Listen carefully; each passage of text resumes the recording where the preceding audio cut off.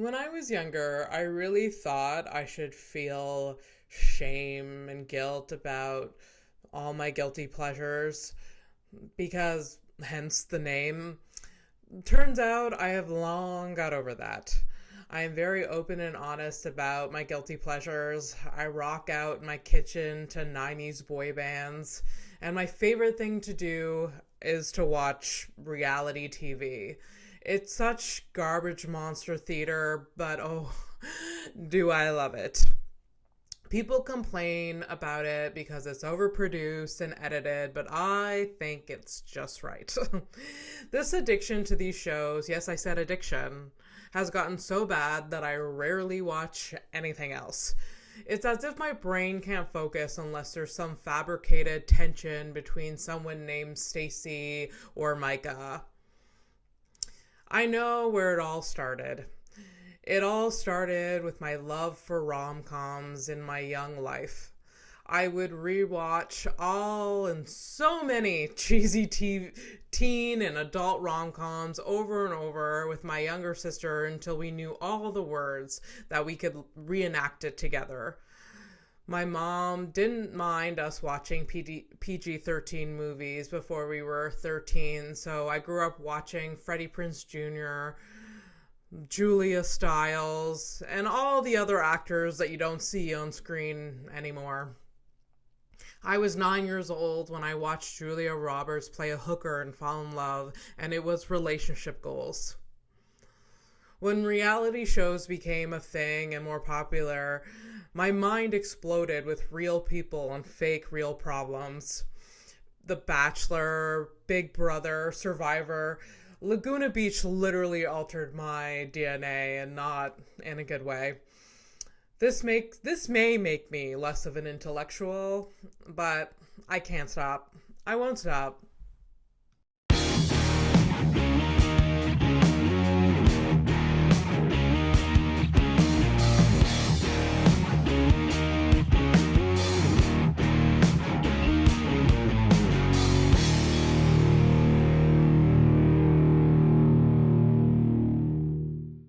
All right. Well, welcome to House of Stone, the podcast where everyone has a story and we get into the nitty gritty of it all. I am, of course, the host, Abby Stonehouse, and today I have Mike Carrozza. That's me. Hello. Hello. How do you do? I'm waving to cameras. Yes, yeah. I mean, watch us on YouTube, and you'll see us lovely faces. Oh my God, listeners! If only you could see the shade of green I am wearing. Oh my goodness, you really stepped it up today with your outfit. I almost wore sweatpants. Did I decide at the last minute not to? You betcha. Am I packing to leave town Saturday? Oh yeah. I have had to last minute remind people that it's video recorded because they've been shocked sometimes. They're like, "Oh shit, thank you." Oh, I shaved my face for this. That's how you get the most uneven and beautiful mustache in all of comedy, baby. I mean, the cameras on this isn't that great, so like you didn't have to do listeners, that close. Zoom in.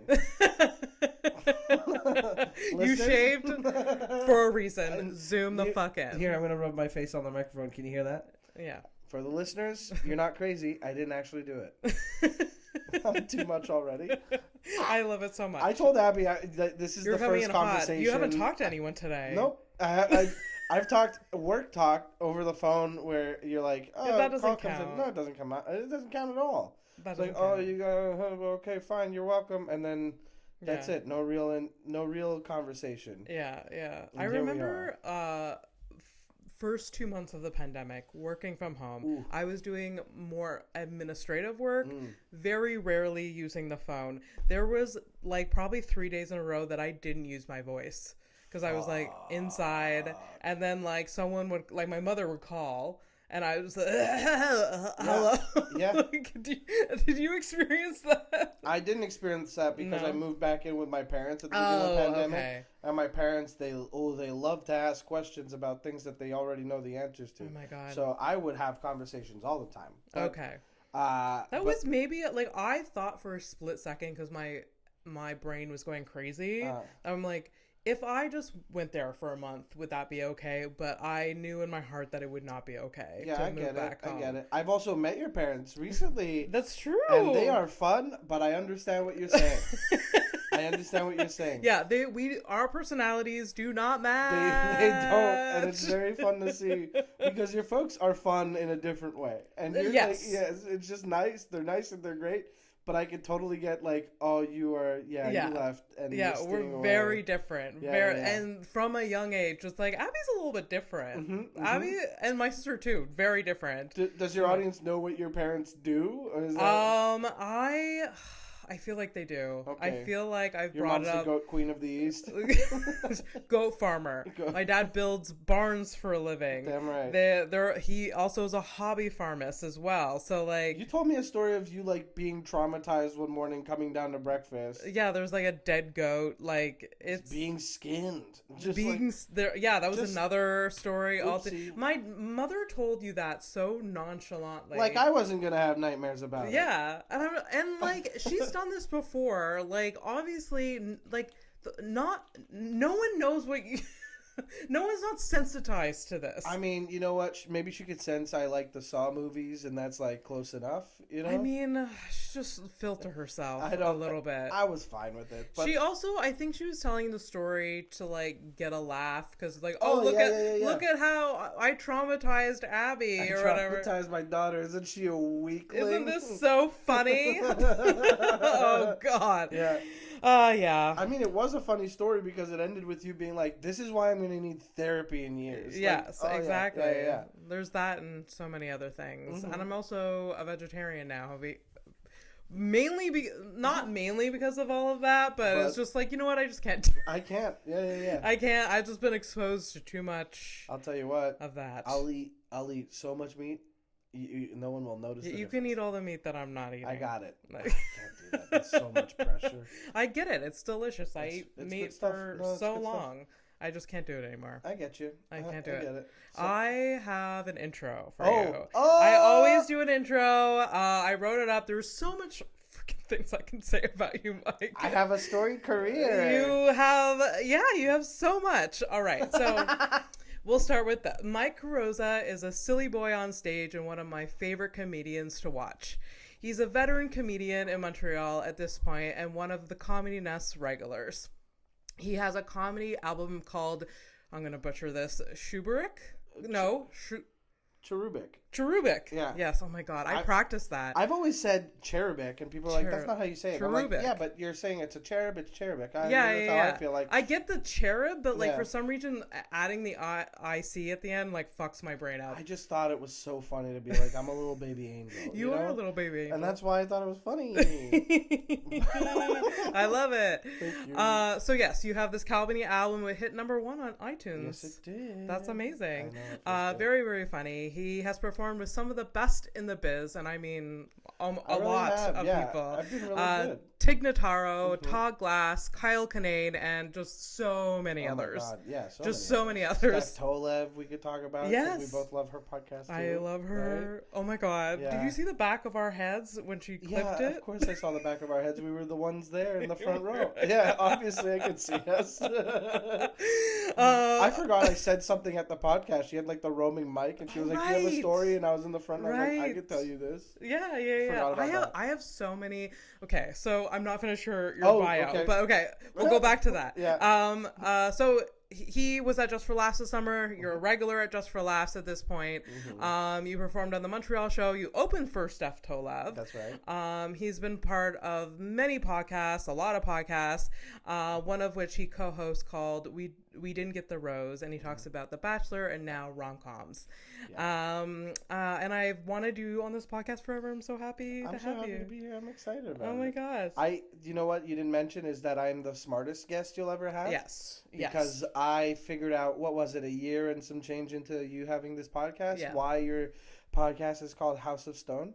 Yeah. Uh-huh. Yeah. So, story. Can we tell the story? You go ahead. Tell it from your perspective, because I will tell you, I felt so stupid and so embarrassed when I said this out loud. It's nothing to be, maybe you should be embarrassed. I know.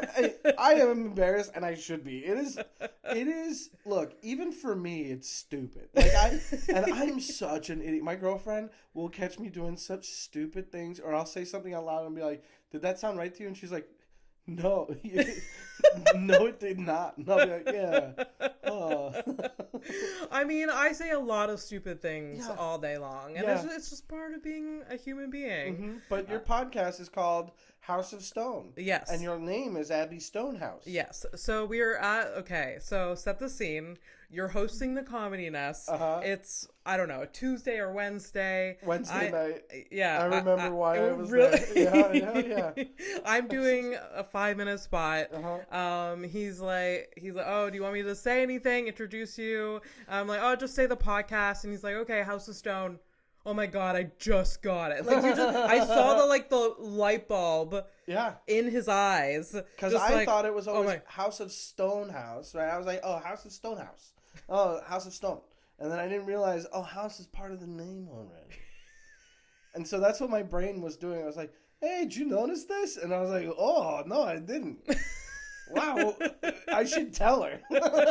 That's literally my next instinct was like, whoa, I can't believe I figured this out. And then I said, oh, no, wait, that's probably why. Yeah. That's probably why. You and I just giggled in the back for 5 minutes. And people heard it because the comic on stage was bombing. No offense to bleep. You think I can remember who it was? I don't remember who it was. Of course we don't remember who it was. No. No. Somebody was bombing, though, because I had to stifle a laugh and walk into the sound booth. Oh, boy. Yeah. Oh, boy. Perfect place to fart. Nobody knows that. Oh, but there's always the tech there. Andrina does it now. Yeah, my girlfriend does it now. Poor Andrina. Right, but sometimes it's other people. Yeah, and also other times it might be that they're not even there. Sometimes the tech person is off doing more seating. So, sometimes you get a little toot out. And yeah. I don't know if this is, I don't have that problem where I'm out and I just need to let one rip. Oh, okay. So you what, do you think you're better than me? Or? I don't know. I know I may be the minority, and I'm just like, and there's lots of space there actually. Yeah. There's the back of the back area. Yeah. But sometimes you're on a show and Harrison Weinreb's just back there chilling, and you're like, I'm not going to do this in front of the poor boy. He's a baby. He's a little baby. You don't want to traumatize him. He's 7 years old. Literally 7-year-old comedian. Harrison Weinreb, New Faces 2021 or 22. Oh my God. Fantastic comedian. I love funny. So funny. So I don't really have a problem where I need to. I'm always drinking like Diet Pepsi and getting gassy. Yeah. And look, first of all, Diet Pepsi, shout out. They need it. The guys, go out there and buy it. Oh yeah, they need the marketing. They need guys, shout out Diet Pepsi. You know what? They need a little bit more love out there. Oh yeah. Oh God. Are you a Diet Pepsi or Diet Coke? Oh, Diet Pepsi. It's not even. Diet Pepsi is so much better, right? Yeah, big time. And I don't know why. I used to be a big I used to love Diet Pepsi. Yeah. Fuck me up with Diet Coke. Forget about it. And I didn't like the regular Cokes, like with the full sugar. No, that's I don't know why. I don't know why either. I think it's because we like killing ourselves with the aspartame. Oh, I'm gonna die so soon. Stay tuned to the end of the episode. Yes, it's gonna happen. I like that my voice. Both of us. I like that my voice is like, oh, he's bouncing off the walls, but in the video, my hands are like intertwined. I've got like my foot tucked under my knee, and I'm just like, I'm an old man. Like it's nice and warm in here. I could take a nap, but my voice is like, wah! I'm like the most laid back I've ever been, but meanwhile, I'm just like, it doesn't sound like it. You have like two different contradicting energies coming at me. Yeah, this is all the conversation that was supposed to come out earlier.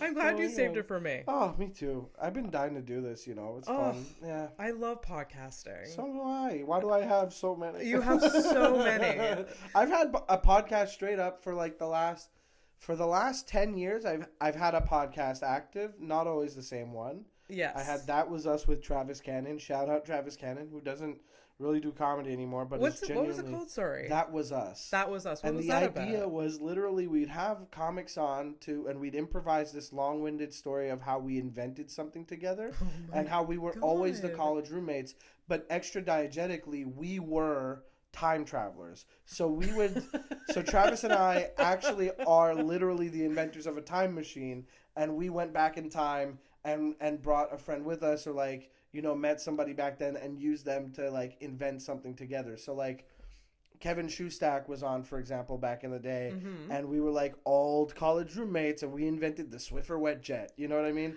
So like something stupid like that. I love that. It's such a dumb little podcast, but it went on for a little bit. Yeah, but I love the dumb ones. So do I. I miss, like, I don't know. Comedy Sometimes Bang Bang's there's like, still around. I have this podcast which is like kind of, it gets, you know, there's mix between serious, funny, silly, whatever.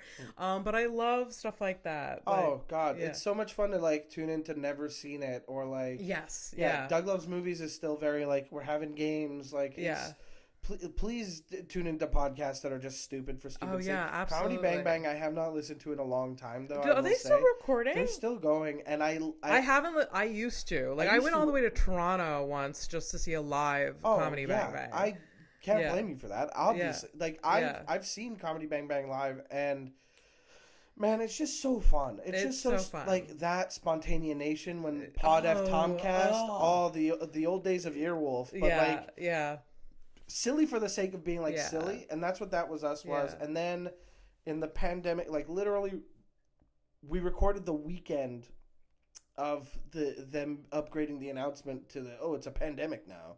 My buddy Alex Kalenko and I started a podcast called Bummer Boys, which is stylized like an old hardcore band. So it was like X Bummer, X Boys, X. And we would bring on a guest, and we'd talk about songs that made us sad that week. So we'd each pick a song, and we'd have everybody listen to it. Okay. And we would talk about songs that made us sad that week. Yeah. But the idea was to like, we were living in Toronto. Yes. And we would have a bunch of bands come through and like do an episode with like each of the members for like a while. Yeah. And comics, of course. But because of the pandemic, we were you couldn't. So we went to Zoom. And then we did like 70 episodes together. Yeah. And it's actually 69. You get the haha whatever, but I didn't want you to have that. Listener, gotta mind out take it easy. But Bummer Boys was a lot of fun to do because it forced me to listen to a lot of music, and like sometimes songs didn't make me sad, so I'd have to go into the tank of a song that makes me sad in general. Yeah.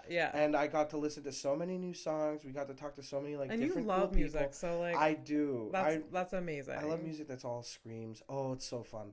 It does not go along with my personality. People are shocked. It doesn't. You've said this to me before. It does not. I don't get it. You don't expect it, but like literally tonight at 11 p.m.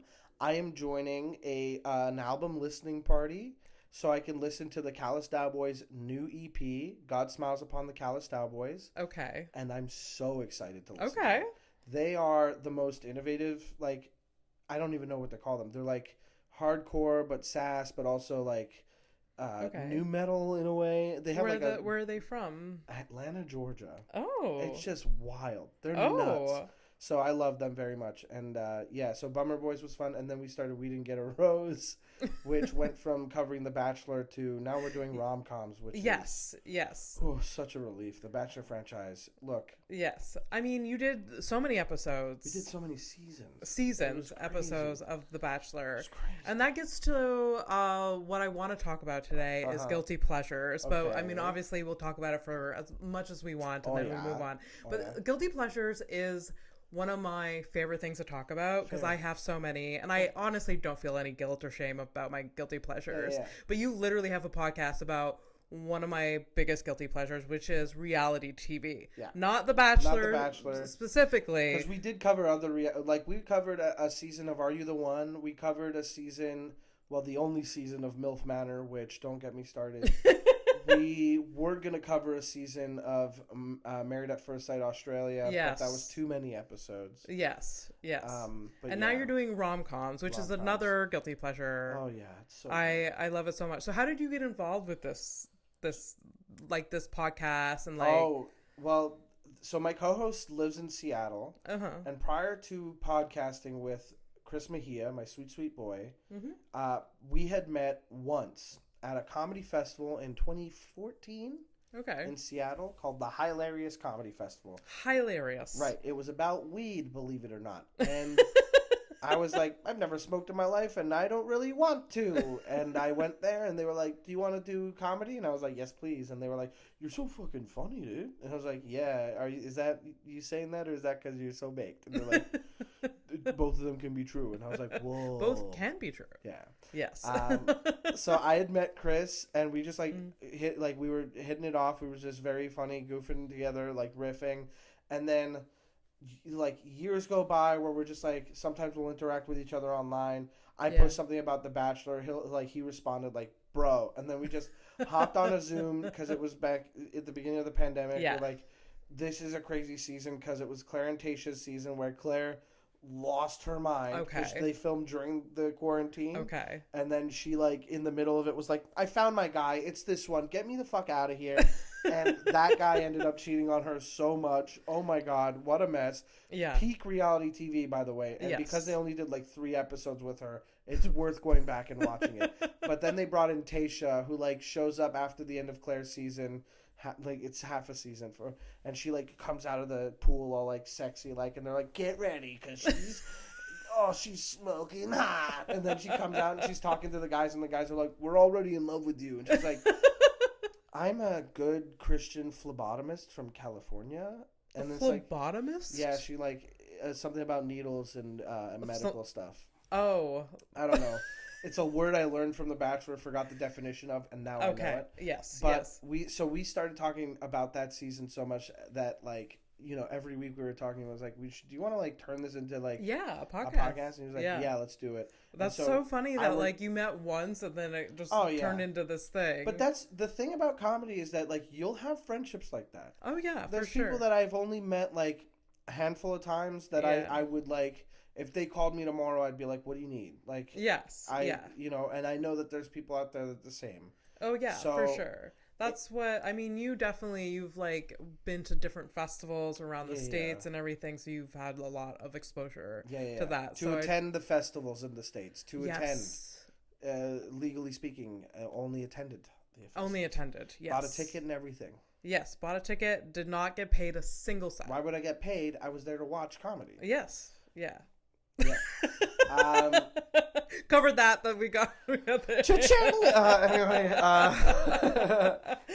but yeah, I mean, it's fun. Like, so we started doing the podcast together over Zoom, and just like we knew it was gonna be Zoom because he's across the entire country and then down a little bit. Like, yes, and so when I go to Vancouver this weekend, guess who's driving up from Seattle really? to come hang out? That. Oh yeah, okay. I'm so excited, and we originally were gonna watch a rom-com with like before hanging out, and Andrina was going to be a guest. Okay, because we were all there. Have you chosen the rom-com? We have not, but the thing is, we're not doing it anymore because I don't have much time in Vancouver, and we don't want to be like, let's be in a room for an hour. I mean, and a half. You can do it after your trip, right? For I'm sure. not worried about that. Yeah. But we were gonna do it because the plan was I'd be in Vancouver for longer, and I'd work from there because I work from home. Shout out.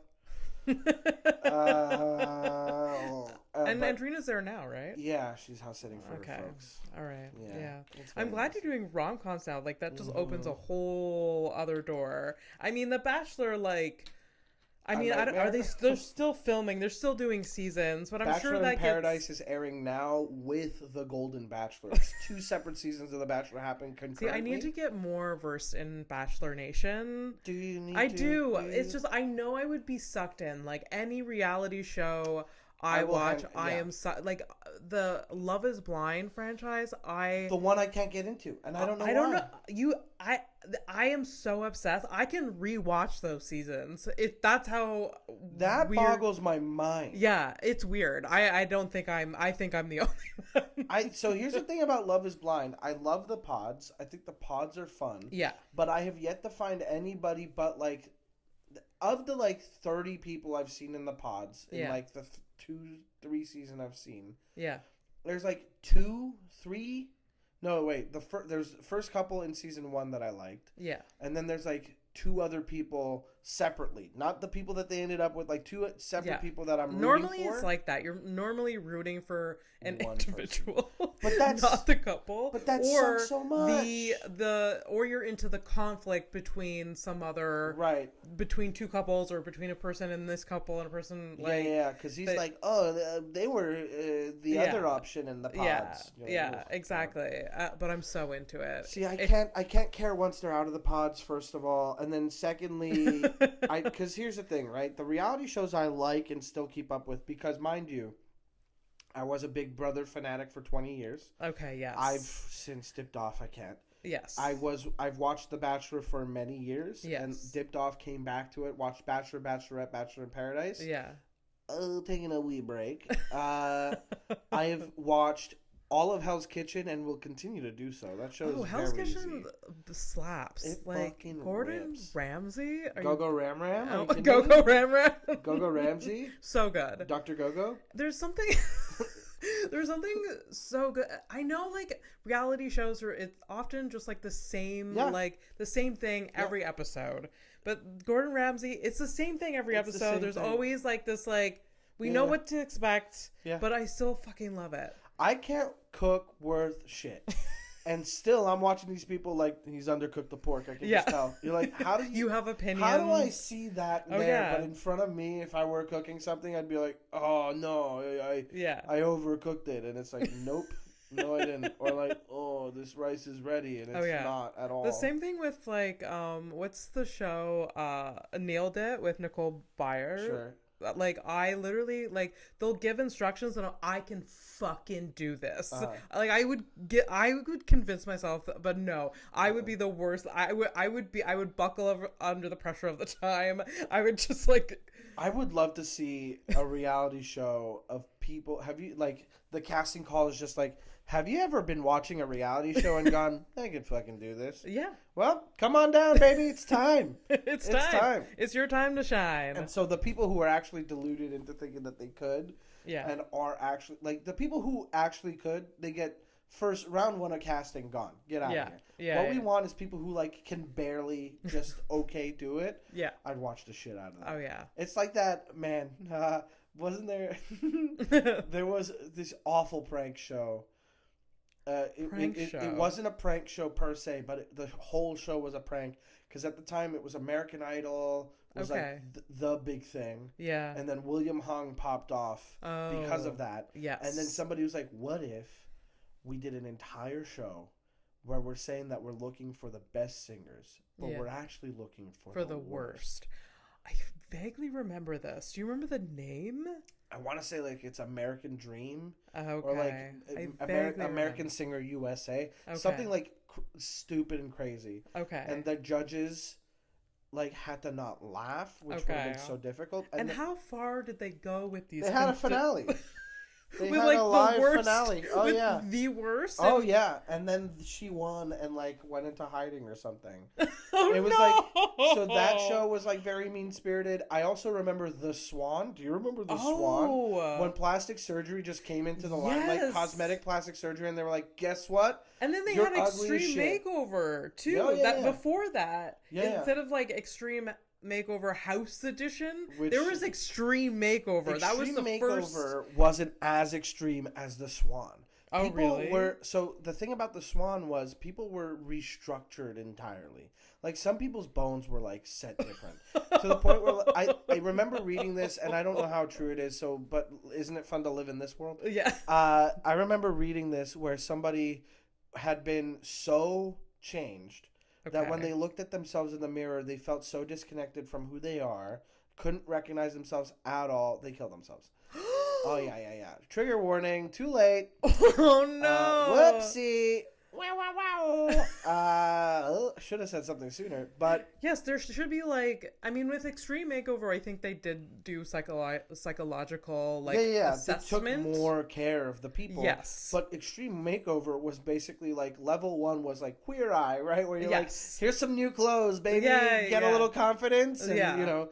But then Extreme Makeover was like, there is a little bit of a cosmetic element if you want. Yes. They're like, yes, I do want that. My Some nose of them pisses had me off. extreme work done. Definitely. But they were like ready and wanted it. Yes. You know? Oh, for sure. I don't remember about the Swan. I just remember something about it being like, it felt mean or spirited. Like it was like the whole point was because you were you were an ugly person. The you Swan were implies told you were ugly.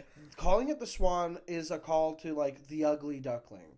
Like that's what it is. The ugly duckling is not a duck; it's a swan, right? Like the whole deal is like you are so ugly, that we're referring to you by this children's tale. So, how do you feel about being so ugly that you're like a cat? Like, how do you feel about that? Do you want to be not ugly? I don't know. Maybe you should want to not be suck? ugly. Do you want to be better? Would you like that? Just let us know. We're gonna drill into your skull. God! And then take out these. That eyebrow line. Let's shave it down. Yes. Yeah, and like suck all the fat out of you. Oh my God! But look. Then again, I was a child when this happened, so I don't remember it exactly. But I remember being terrified. I remember reading up about suicide, and I remember reading about like that contestant. But again, reality TV. Okay. Yes, reality TV. Aside from, we love it. Besides the suicide. Besides that, and the like looking for the worst singer thing. Yes. And, yes. Like Punk'd was also one of those things that was around because it was like that's true. Pranking celebrities. We like grew up like we're similar in ages. Like when we were young, like tweens, when like reality show really started. Yeah. Like, I remember watching the first season of Survivor, first season of Big Brother, and then, like literally, like, it just, like, sparked so much dopamine in my brain, so I think that's why I loved it so much. It was, like, my formative years. Absolutely. For sure. Yeah. And then it started even earlier when in my love of, like, rom-coms as a kid, too. My mom didn't have an issue with, like, my sister and I watching like PG-13 like rom-com movies. Sure. She didn't want us to watch horror films, but if it was PG-13, a little bit of nudity, she didn't care for some reason. Or toxic relationships. But don't you dare watch a horror movie where somebody's fighting for their lives and getting out of it, and also move stuff off the table. I've got to skin this goat. Yes, exactly. Yeah, I don't know where her priorities were, but that is a wild dichotomy. Oh yeah, absolutely. So my sister and I love rom-coms. Love it. Rom-coms, if you just surrender to them, you'll have a great time. Like like I made Mike watch Mike, not you. Watch Shaka-La the other day. Oh boy. Have you ever watched I have not. See, another part of this podcast, pivot to rom-coms, is that my co-host and I, Chris and I, we haven't watched a lot of them. So this is like the start of the rom-com series is you like exploring rom-coms. To an extent. We get people to come on and talk about ones that they want to talk about. But to like our first guest in this new revamping, it was Rebecca Reed, I think. No, this was Lindsay Adams' pick. Never Been Kissed. Yes. And neither of us had ever watched it, but we watched it with 2023 goggles. Yes. And I it's hated hard. It's hard. It's a little weird. Well, it's like there's a lot happening there. Yes. There's a lot of problems. Yeah. And like and the thing is, I thought like, oh, this is gonna be like a joke machine, right? Like rom-coms back in the day, they're gonna be like quirky and weird, and there's gonna be jokes nonstop. Yeah. There was like one joke at the costume party at the end. It's true. There's no more room at this table. It's more like romance and comedy, right? Or like the scenario is wacky. Yeah, isn't it? Like, and then I watched Not Another Teen Movie recently, which is there's some parts that do not hold up. Oh, but it's so funny. Yeah, and when they reference Never Been Kissed, because I'd never gotten that reference. Yeah, they have the oldest woman available to be Drew Barrymore. They're like, I heard that there's an undercover reporter here at the school, and then she shows up and she's like in her 70s wearing like the pink coat that she wears in the opening scene when she gets to the high school, and she's like, oh, I don't know anything about that, boys, but what do you think about being at high school? Like, just so... That's a funny movie. Kind of. Not Another Teen Movie? Yeah. Incredible. I thought it was going to be awful, so I was watching it in the background while I was sorting magic cards, and then like it's kind of like it ruled. You think it's gonna be bad? Like I actually don't remember how bad, but like Scary Movie. Yeah, they would that one was rough. Yeah, that doesn't really hold up. I remember watching it, be like, yes, kind of funny. Some of it was tough, but like it's not all like you know. There's a couple gay jokes where you're like, oh yeah, 2000s homophobia. Oh yeah, for sure. Okay. But like then there's like innocuous little silly jokes like the popcorn getting bigger and bigger, like in Scream. Yeah. Absolutely. But the rom-coms are very fun. Yeah, they're so fun and so cheesy, and some of them obviously do not hold up in 2023 lenses. No. Like there was a whole series, and I was really into them of these dance. Like romantic movies. Dance. Yes, Save the Last Dance. Honey. Step Up. Honey. Yeah. Like, why? There was one a year. I don't know. There was an era. Yeah, I remember that. Step Up didn't Center Stage. I've never heard of Center Stage. Center Stage. Yeah. Oh, God. It literally changed my DNA. Okay. Well, it is so bad. Is that what you want to pick to do the podcast? If you will have me, I will. This is me inviting you. Yeah. So pick it, because we will be doing Save the Last Dance at some point. Oh my God, Save the Last Dance 2, like really, like I've watched that so many times. That's the only one I've seen of them. Honey. Okay. Save the Last Dance makes zero sense. Center Stage is what? Do you remember the dance from Save the Last Dance? Oh yes. One of the most atrocious choreographies. So bad, and my 12-year-old, 13-year-old self learned the steps and went to a dance and did them with my friends. That's embarrassing. That's really, really embarrassing. We'll be right back.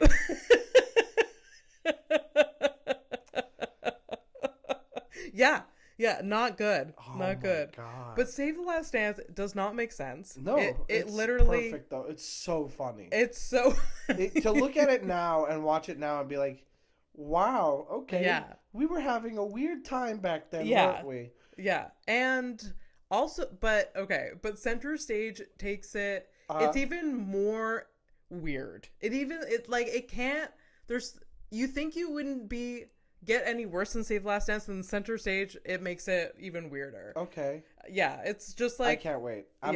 Here's the thing about the podcast now, is I have to rent movies on iTunes. Because what happens is I'll try to find it on streaming. Yeah. Nowhere. I try to download it illegally, and nobody's got it. Yeah. You're not going to find any DVDs anywhere for less than like $35 because people are crazy online. But then you go on iTunes and you're like, okay, I guess I'm paying $4.99 for Brown Sugar rental. And I watch Brown Sugar, and it's the least eventful movie I've ever seen. And Mia Jackson is like, I love this movie so much. Yeah. And it reminds me of the beginning of my relationship with my longtime boyfriend. And your longtime boyfriend? Well, her longtime boyfriend. Oh, okay. Yes. Mia Jackson was a guest on that episode. Okay. And she, honestly, that episode, we got heated. I got heated. I started defending. I did like a character study for these people. Okay. In the movie, and honestly, shocked because the movie so little happens. Yeah. It gives you so little to chew on. Yeah. And yet, I was moved. And that's what you want. That's what we want. Brown Sugar is such a hotel movie in the middle of the day. I don't think I've seen Brown Sugar. Honestly, if you're ever in a hotel in the middle of the day and it's raining outside and you don't have anything for a couple hours and it comes on the TV and it's like it's free and it's just there, do it. Enjoy it. Am I going to tell you to rent it on iTunes? I don't think I will. But that's very specific though, Mike. Like, if you're in a hotel room and it's raining. Yeah, it has to be a hotel room and it's raining and it's free on cable. It's free on TV. Yeah. You know, whoever you're there with is like, I want a nap. Like, you don't want to subject them to it. Like, it's a fine movie. Yeah. It's okay. You know what? I surprisingly love hotel room cable TV. Because you don't have to make the decision. There's only 3 options for you. There's only 3. And it's one something of those shows so relaxing about it. Especially if you're like, you've already did your things for the day. You don't really want to take part in the nightlife and that, I don't know, on that day. And you're just like, let's just like watch TLC for 7 hours. Order like room service or like, take out or whatever. And yeah, that's such a good feeling. I will say, the last time I was in a hotel for an extended period, couple of days. What am I fucking? The night before I had to leave, and I was packing, and I was trying to stay up all night so I could make it to my flight early. I just watched on my laptop instead of the TV so much, and I'm bringing it back to reality TV. This is why I'm going to this. Okay. I watched so much RuPaul's Drag Race. Oh yeah. So good. Yeah. RuPaul's Drag Race, if we're talking, there's no guilt to it. Well, there is because RuPaul, be better about the fracking. Okay. Well, look at me coming after. You'll never hire me. So fun. It's the best show on TV. It's so good. It's the best show, and I mean this. Okay, hold on a second. Wait a second. Married at First Sight Australia exists. Okay, RuPaul's Drag Race is among the best shows on TV. Yes. And it's so much fun. So much fun. So much love. And it's the same thing. Yeah, so much love, so much fun. It's the same thing. It's very repetitive. Sure. We know, there's the different things in every episode. Yeah. That's what I love about it. And yeah. And it's just so colorful. People are so creative. It's beautiful. There's often conflict, drama. The drama is amazing. Love, and it has it all. I mean, then there's also like not for nothing. I'm not a gay man. I don't know the life of a gay man. And then you watch this show, and they'll speak about their experience in different parts of the country, and just like you get to learn a lot about that community that. There's a lot of hardships, obviously. It's just so great to I don't know. I started the show not knowing so much. I learned a lot. And then I'm also now I'm watching, I'm like, oh, she's never going to make it. She's got a mermaid cut in this challenge. Oh my God. You can't walk the runway. It's the same thing with Hell's Kitchen where you have strong opinions honey, what were you doing? Why did you choose that outfit? The difference is you with Drag Race, you're like, oh no, I think we got a Honey Davenport and Honey Mahogany and Vivian Panay moment on our hands versus Hell's Kitchen is they're doing pizza oven tonight. 3 people are going home. We gotta get ready. So he's setting both kitchens out. Yeah. I love it. You get into the ride of the show, right? You get into the whole formula. You get to know the environment well enough. It's so good. It's very fun. I didn't realize that we were going to talk reality TV. Honestly, you were guilty pleasures, and I didn't even think about reality. What is your biggest guilty pleasure? What would you say? Other than we talked about whatever. Yeah. Well, that's the thing is reality TV. 100% is the guilty pleasure. Yeah. Because it's either that or, and I don't even consider it this. Magic the Gathering is a thing that I play and have played for most of my life at this point. And I feel like I write about it online. I know 2 things about. Well, I know more than 2 things about you, but you love Magic the Gathering and you love comedy. Yeah. Oh yeah, comedy, magic, and then let's go ahead and say the Saw series. The Saw series. Yeah. Okay, didn't know that. Yeah. Oh, and I love screaming music. 2 things that people don't think of when they think of me. Yeah. They should though, because it is. It's so funny to me because I'll do Never Seen It every now and then, or I'll listen to it and then Saw will come up and they'll be like, let's call up Mike and find out what he has to say about this, or there goes a text from Mike. I can feel it coming now. So the software. It's a huge joke at this point, but it is very like me to be like. I have to get this task done tonight. Let me put on a Saw movie in the background and get it done. Really? Oh, yeah. Why? If I had an answer, I'd tell you, but it's just I remember them coming. How many Saws are there now? 10. The latest one came out a couple weeks ago. Really? Yeah, last month. See, I lost track after 3, I think. Oh, it makes sense because the first one, great. Second one, still great. Third one, okay. Fourth one, all right, I like this better than the third one. Fifth one, you're like, come on. Sixth one is the best. It's among the top. Really? Oh, sixth one is really, they pulled really it good. together. They really did. Sixth one is really, really good. Okay. People don't give it enough credit. The seventh one is one of the worst movies. And it's so funny. It's got a scene that makes me laugh every time. Really? Oh, yeah. Because they have to bring in a new... Like, everybody's dead, so they bring in this new, internal affairs detective who's, like, in charge of... like, he has to take care of Jill Tuck, who's John Kramer's wife. John Kramer, the Jigsaw killer. Surprised? Okay. And so he brings her to a safe house. And he confronts her about her putting...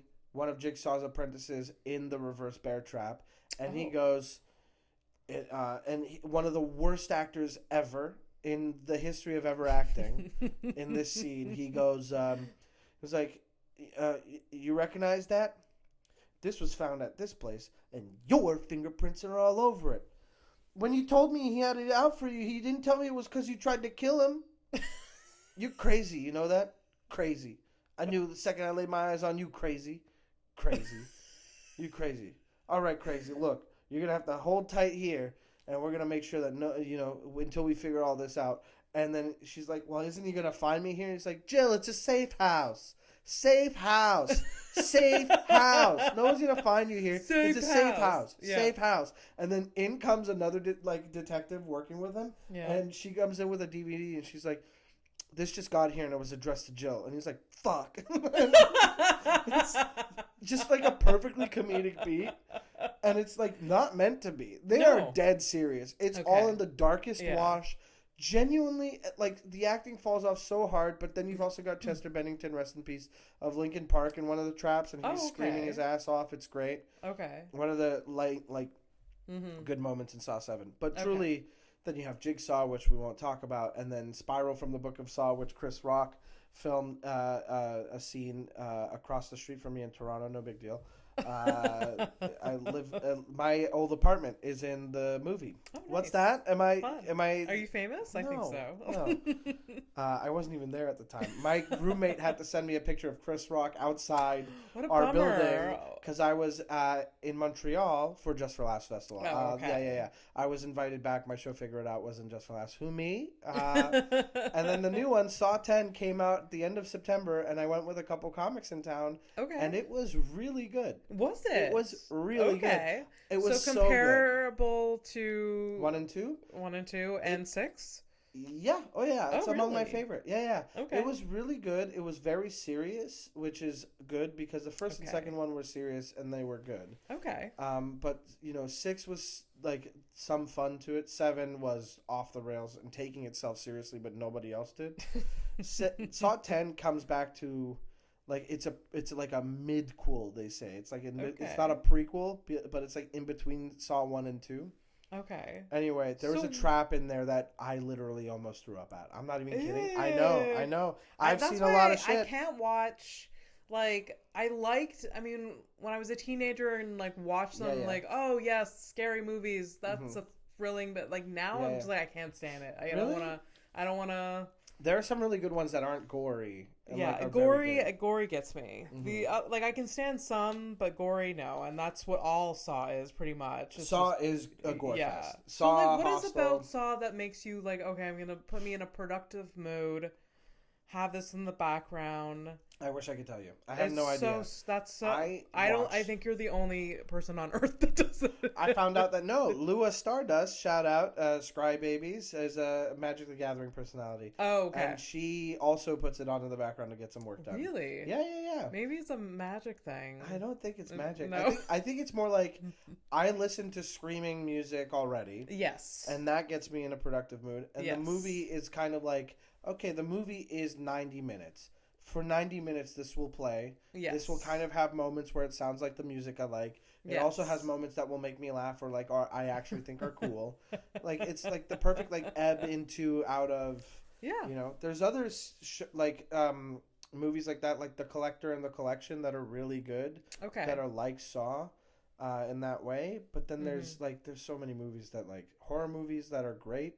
Yeah. Ari Aster is an incredible writer-director. Midsummer, Hereditary. I don't think I'm gonna watch Beau is Afraid again for like many years because a living nightmare that movie was. But just like there's so much good horror. To me it feels like the most creative genre of movie. Okay, yeah.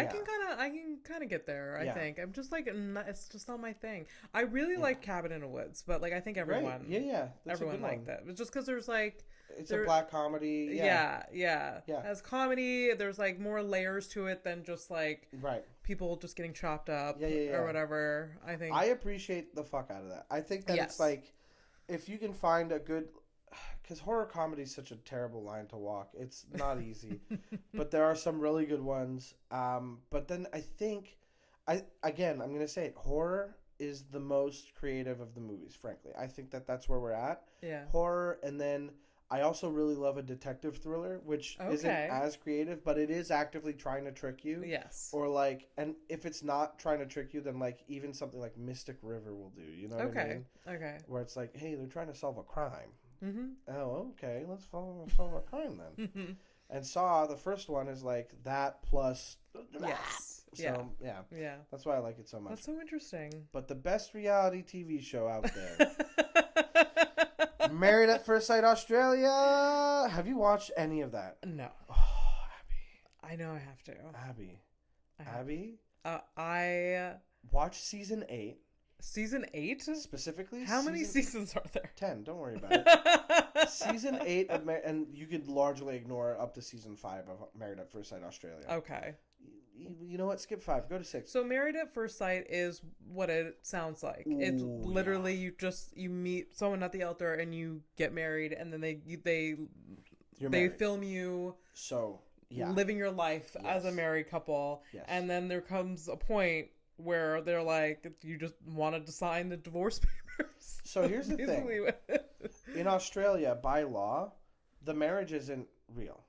So by like you can't get married for like no marriage is real in Australia. No. I mean the show. You can't get married for a show. Okay. You can get like in the States, it's real, and they have to film it within the period to make sure you can get an annulment. Or something. Yes. Like and there's like they'll cover the fees or whatever, but like it's real. Okay. Like you're married by the power invested in me by the that kind of thing. Yeah. So these Australians like know it's fake.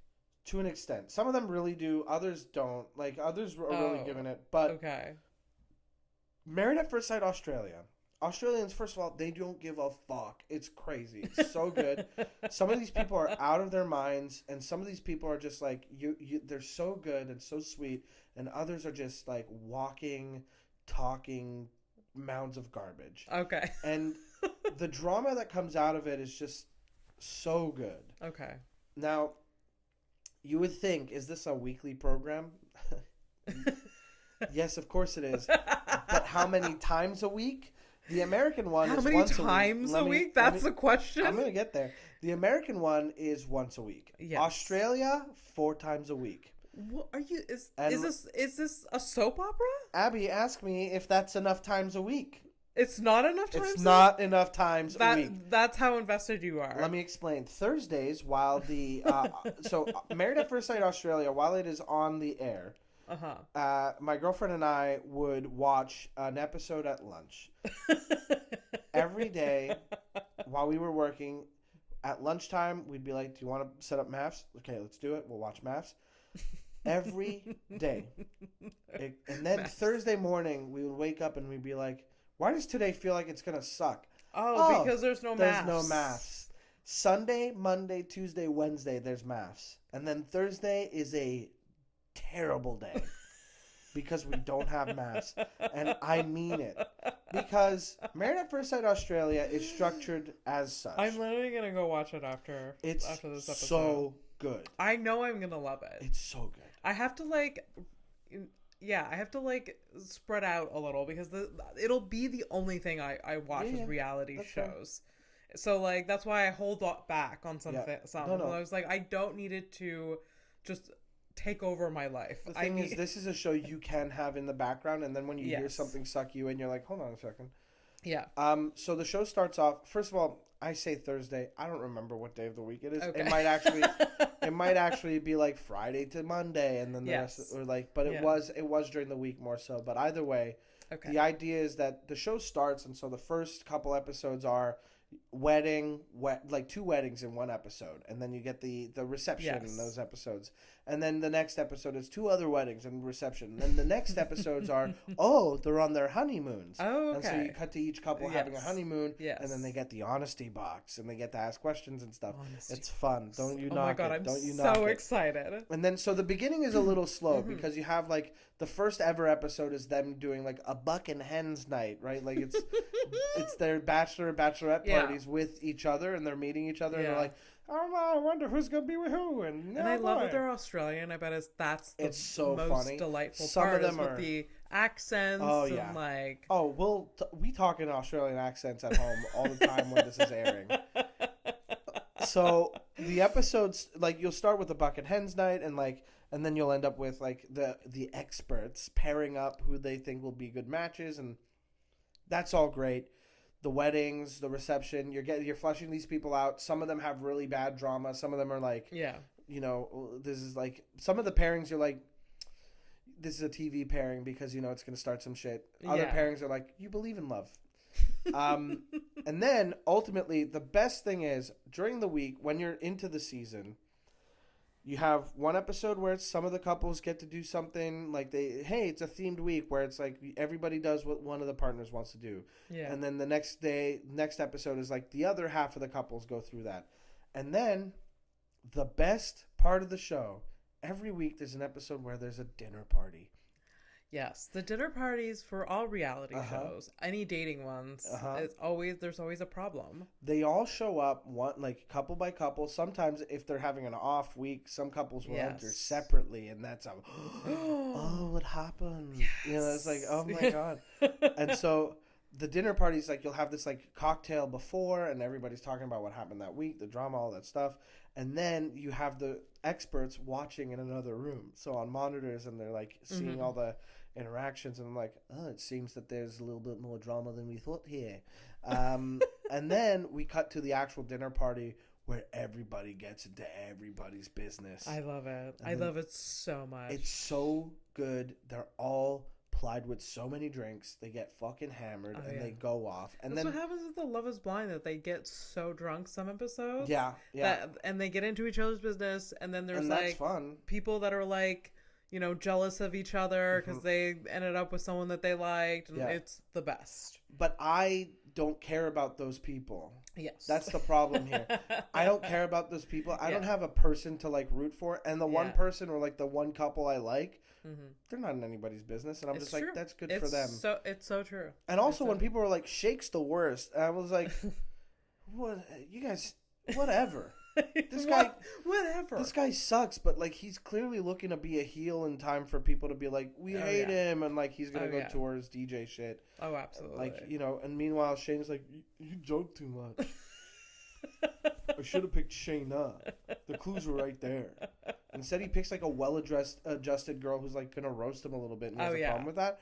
Oh my God! Fuck that guy. Fuck that show. Married at First Sight Australia. After the dinner party, the next episode is, get this, group therapy. Oh yeah. My God. Okay, say no more. They do say couples no more. therapy. I'm watching it. They do couples therapy with the 3 experts in front of everybody. So they'll be like, next up, coming to the couch. Is that a real therapist? Because it can be, because that's not ethical. I mean, she would lose her looks, or he would lose her. I mean, they agree to it. They agree to it. And they could do like therapy retreats. It's fine. It's part of the agreement. Legally speaking, I bet it's okay. But the point is, that's like, I need it to be okay because I can't have that to stop. So here's the thing about these therapy sessions. You realize just how bad the experts are at their jobs, because they'll hear somebody being like, well, I felt pretty gaslit this week. And everything about this sucks. I want to leave, and I don't like this person you've paired me up with. It feels like he's lying to me all the time. And the other guy's like, well, I'm still learning, and learning is part of it. And they're like, I would like to applaud you for learning and still learning. See, it's not a real psychologist. No, then. But then they have to choose whether or not they want to stay or leave. Okay, let's go to the decision. Yes. And one of them's like, stay, the other's leave. And it's like, as you know, in the experiment, if somebody says leave, you have to. You have to stick around. If one person says leave and the other says stay, you have to stick around, see if you can make it work. But if you just choose not to try to make it work the next week, okay, then fine. at some points they intervene and say like, okay, we're going to kick you both out. That's fine. Yeah. Or if somebody's like leave multiple times every other week, okay, then they're like, okay, I think we should just nip this in the bud, right? But it is genuinely the best reality TV show out there. Season 8, there's a twist ending. Okay. Which, how many of those do you get in reality TV? Season 9, there's like so many moments where you're going to be like screaming at the TV. Season 10 is wild. Oh my God, the UK one is equally fucking nuts. Oh, I love this show. Oh my God, I can't wait. Abby, I promise you, watch that and also watch the reboot of Beauty and the Geek. Beauty and the Geek Australia. Beauty and the Geek Australia was off its nuts when it was started. Okay. And they just brought it back like for 2 seasons or something. And it's fun. Oh my God. Oh man, I didn't realize I watched so much reality TV. I mean, you do. You have me beat. You have me 100% beat. Australian reality TV is off its ass. I mean, Australia is where it's at, I guess. I don't know. I guess I really am the smartest guest you've ever had on the podcast. Yes, you are. Let me ask you. Please. Did comedy start as a guilty pleasure for you? And then it turned into... Never. It didn't? Mm-mm. No. Comedy was something I've always wanted to do. Yeah? Oh, yeah. Because I was a kid, right?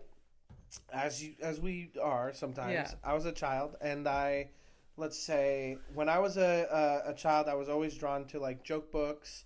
Okay. And I would always like those. And then my dad would tell me, like, jokes he'd read on the internet when that was a thing. And I would go, like, I would meet adults. Like, my parents would be like, and this is my child. And I'd be like, do you want to hear a joke? And that quickly became the thing that I would learn jokes from my dad, and they wouldn't. I bet it was adorable coming from a kid, but like really, if somebody else told you that joke, you'd be like, "All right, cool, man. It's nice that you demonstrated reading comprehension and memory, and also." I mean, we all did that as kids, just like right. But as a kid, it's probably like pretty fun, right? You're like seeing a kid do that. You're like, oh man, do you even know what that joke means? I'm like, no. But every time I tell it, somebody like you goes, you let him know about this stuff, and he's like, no, he just repeats it. He doesn't know. He'll learn when he's like 18. And so what ended up happening is my grandfather, when he immigrated here, started a company, and all of his kids, for the most part, like worked for him. Okay. And so we did this like big family-run golf tournament to raise funds for cancer research, not for like cancer to like win or anything, but like cancer research. Normally, it's for cancer research, not yay cancer. There's some fucked up people out there, and so we'd have this golf tournament fundraiser. And I would, they'd be like, hey, does Mike want to come tell us a couple of jokes? And I would tell jokes at these fundraisers. Was it, so this was like a yearly annual fundraiser? Oh, okay. Yeah. And then also at school, like elementary school, in between grades. Oh, wow. Performing on the recorder, I would do a couple jokes. So you started like when you were like elementary school. Oh yeah, the first like Christmas entry that came over. And did you write them, or was it just no? This was just repeating jokes that you read. Yeah. Okay. When did you start writing? When did you get like, okay, this stand up is? Oh, high school. Okay. High school, I started writing jokes and like sketches and stuff. Okay. And trying to do like sketches during. I was music primarily. I used to like play in bands and stuff, but then.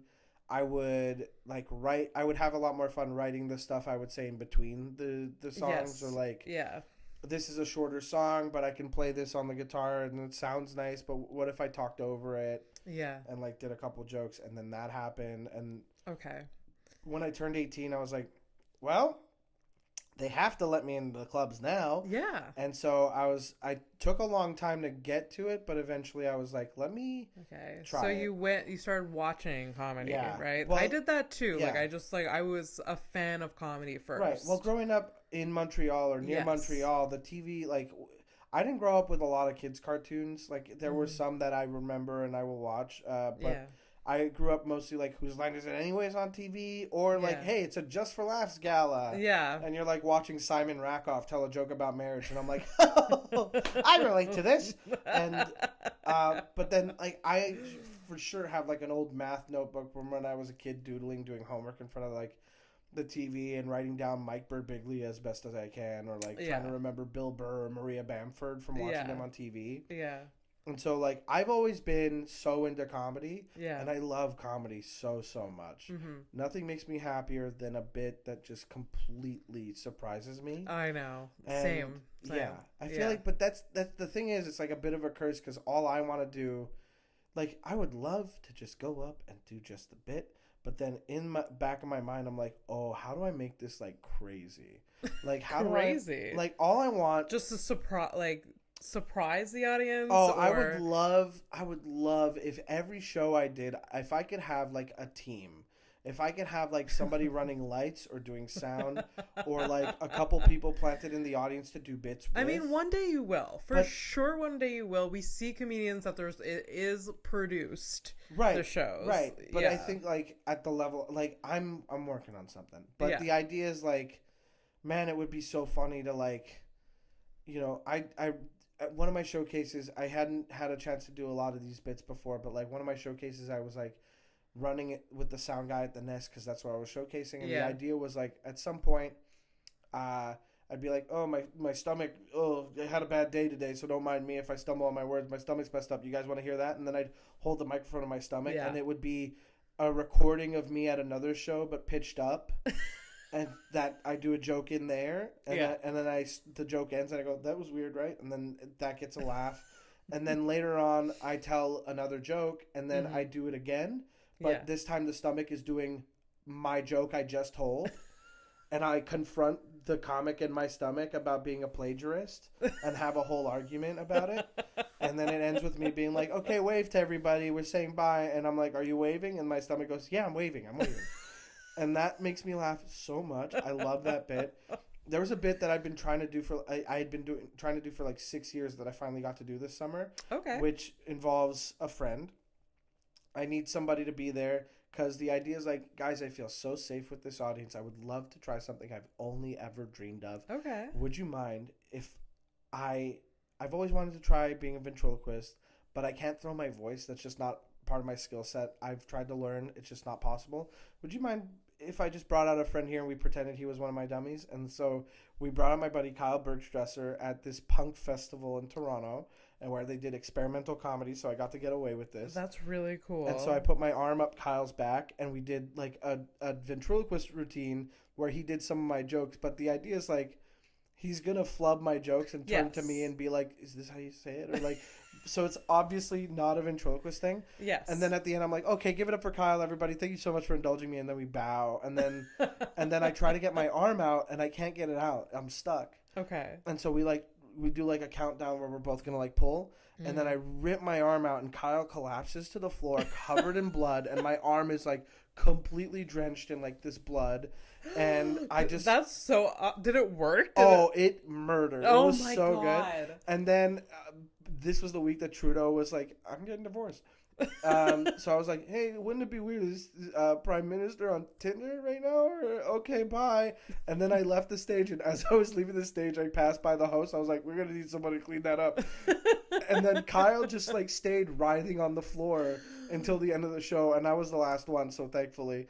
That's really funny. But it was like fake blood on a wooden stage, so we like, the show ended, and we were like, mop, everybody get a mop. Yes. But I finally did the bit, and it was like, that's the kind of stuff I want to do. I want to do that, and then just that's like, so cool, right? Yeah. I want to do that, and then like ignore that happened, and then move on and be like, so now that's a bit that you can remember. I love that so much. It's almost like a hyped up version of like Mark Forward's like. Oh yeah, like he always, there's like so many elaborate but he's someone props. that I really admire in his comedy. I love him so much. He's very funny. He's very funny. So funny. We can talk about Mark Ford in another one a little bit.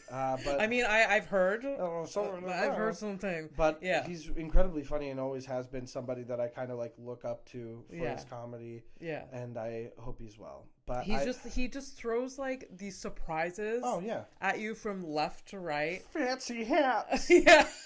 So good.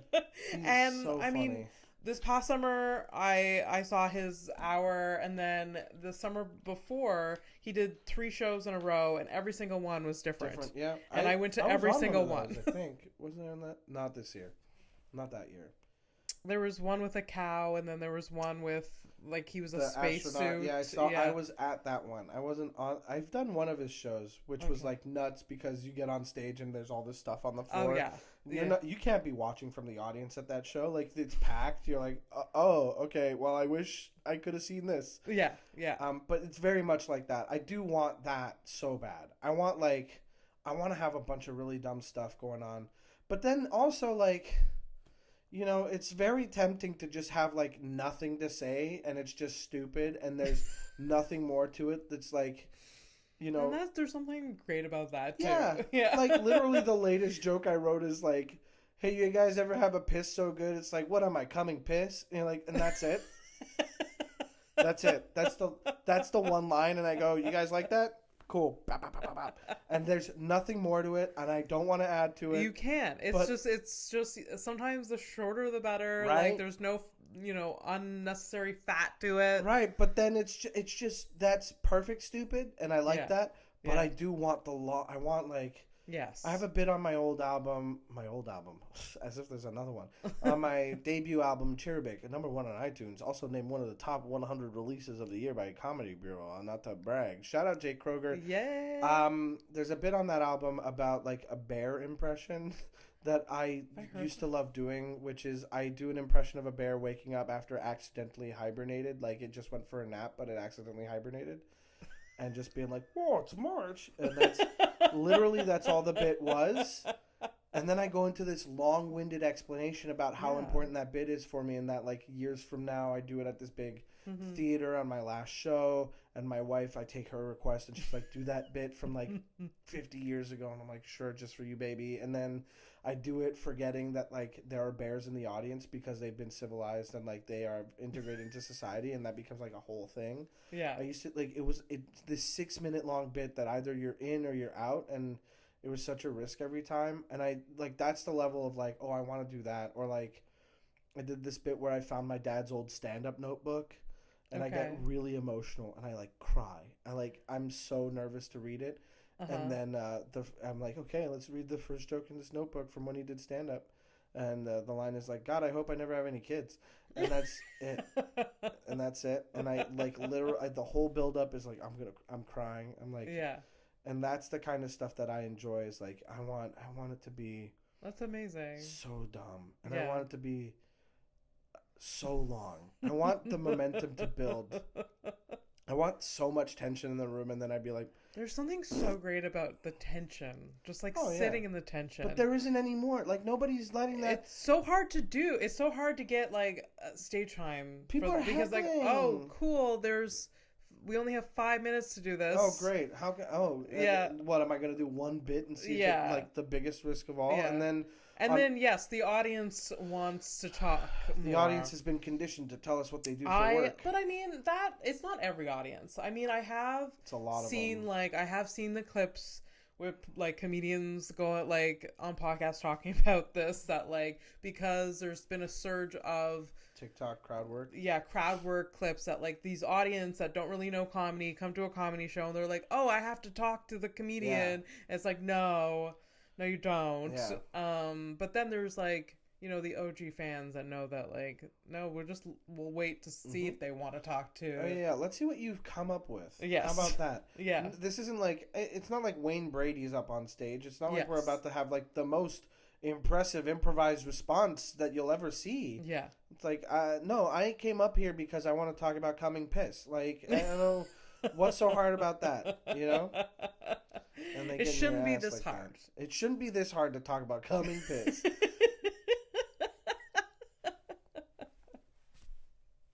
Yes. Oh God, what are you gonna call this episode? Coming piss. Coming piss. You can't. The SEO is going to be atrocious, and also this is going to get flagged everywhere. Yeah, the internet got so full of rules. Oh my God! You can't say anything. Say anything anymore. Can't say coming piss. Where am I?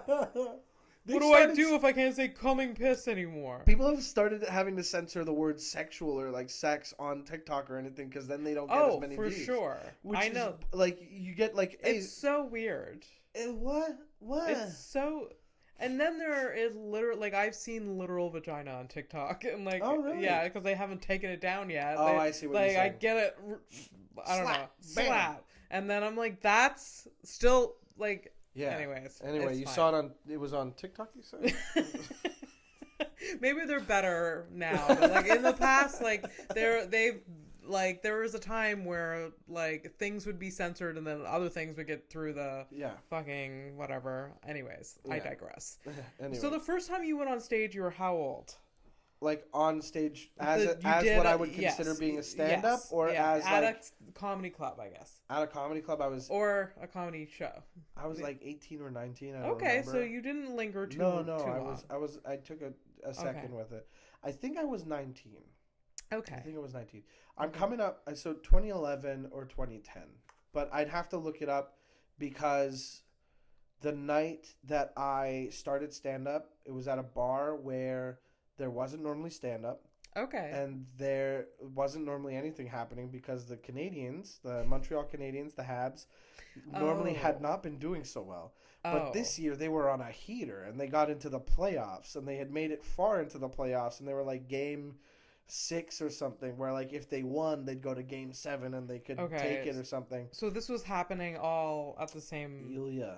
Okay. Well, what bar was this? This was Mad Hatter's before they switched. Oh, yeah. Okay. So Mad Hatter's when they had the stripper pole upstairs.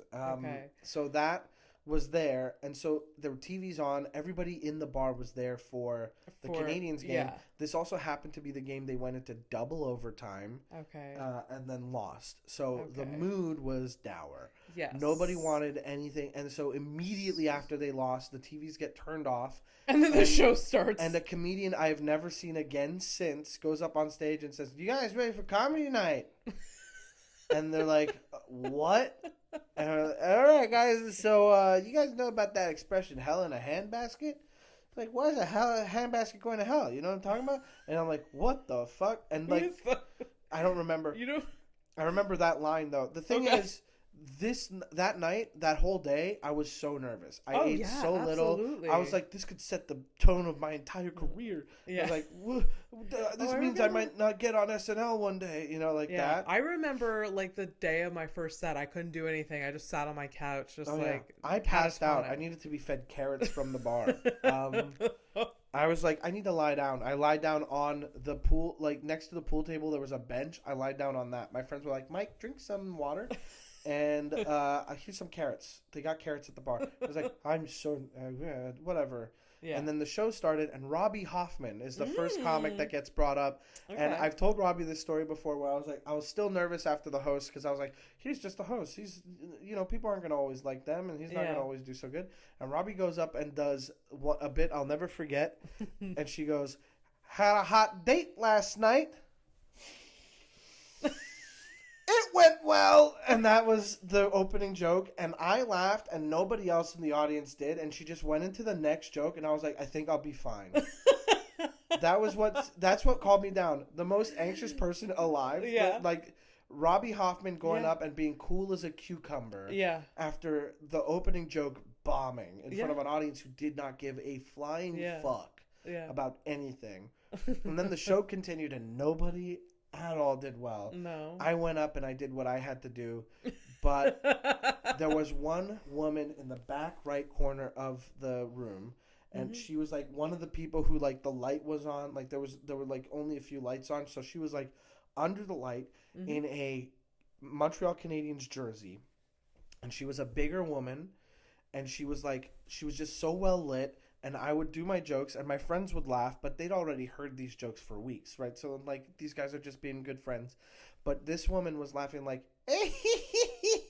and she had not been laughing the whole night. Oh, I love that. And I just saw her, like, giggling and dying to herself. And, like, I was like, I think I'm killing it. Meanwhile, I'm just like, I might have just broken this woman. Like, do you remember your jokes? Your first set? I remember. You don't have to, like, repeat them all, but do you remember? I remember one of them. And it was bad. I think.